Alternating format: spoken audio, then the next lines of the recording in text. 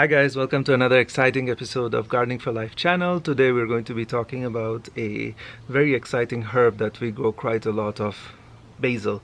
Basil is actually one of the most commonly used herb globally, and I would hate for you guys to spend so much money in buying just a little bit of basil in the market. Can cost you a couple of dollars, and it's such an easy herb to grow once you get it going. And there are so many tips when it comes to watering and to also doing a lot of pruning to get the most out of it. Today we're going to be talking specifically about the pruning process for basil, which can get you triple or 4 times or 5 times as much production on basil as possible. You need very limited space. So as you can see, we have a very small herb square in our house, and we grow a ton of basil within this space, and it's really exciting herb to grow as well. So let's get going, guys. So as you can see in our herb square here, we have a ton of basil growing next to our mint, which does well, and there's also a little bit of dhania or coriander as well. So we try to do a little bit of that polyculture gardening in this square as well with the herbs.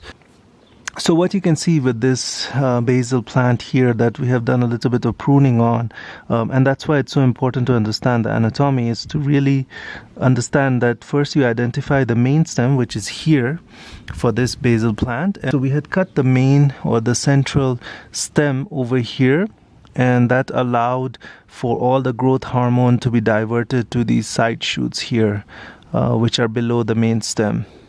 Because if there is a dead end at the main stem, what happens is all the energy starts to divert to the side shoots, and that's really the key to understanding how to prune the basil. So you always want to cut off the main stem right above where the 2 side shoots are coming off, and that will allow all the energy to go to these side shoots and for the plant to be as bushy as possible.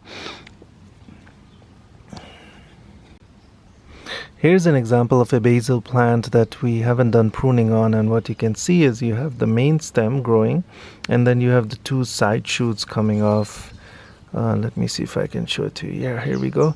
So you have the 2 side shoots coming off the main stem, and what we want to do is essentially to trim it right here so that all the energy can go to these 2 side shoots and it can become a more bushy plant. So what I would like to also recommend is that anytime you use a razor is to always clean it with alcohol, and this is something we mentioned in the tomato pruning video, and that's really to avoid any spread of diseases from one plant to another, and it's a precautionary measure. So here we go. Stem, the 2 side shoots, and this is where we're going to clip right above the 2 side shoots so that all the energy can be diverted to these 2 side shoots, and that's how it will become more and more bushy basil plant. So what we do with this leftover basil plant is really we use it either for cooking, or we can take off some of these leaves and make it a bit lighter and stick it in the ground and do a little bit of propagation, just like we do with the tomato suckers. So really a very easy process, as you can see. So what we recommend is to do this continuous process of doing a little bit of trimming of the basil plant to make it more and more bushy.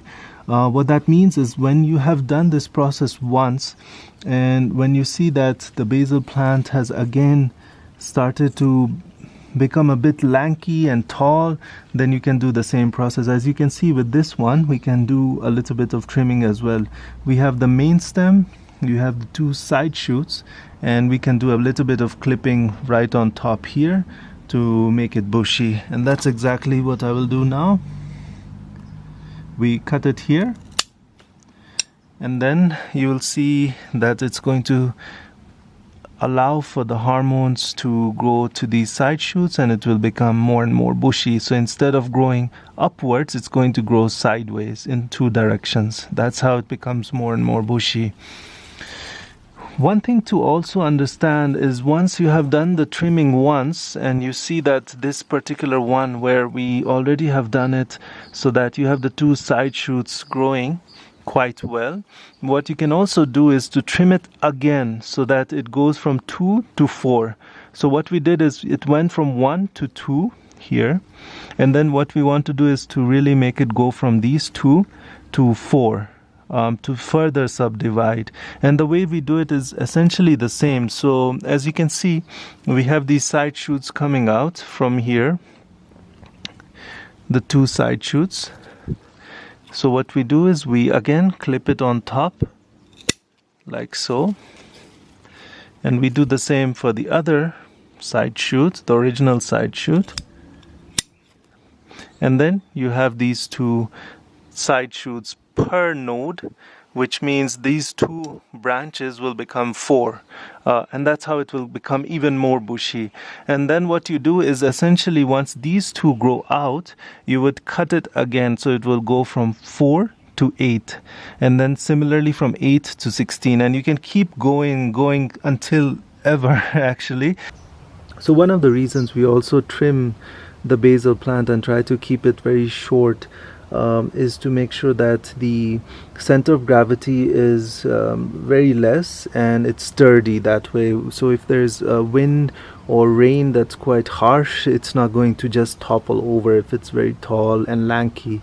This really keeps the plant quite sturdy and low to the ground itself.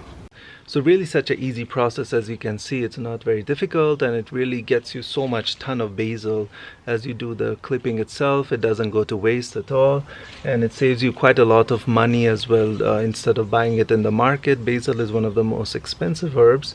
You can actually just grow so much of it on your own.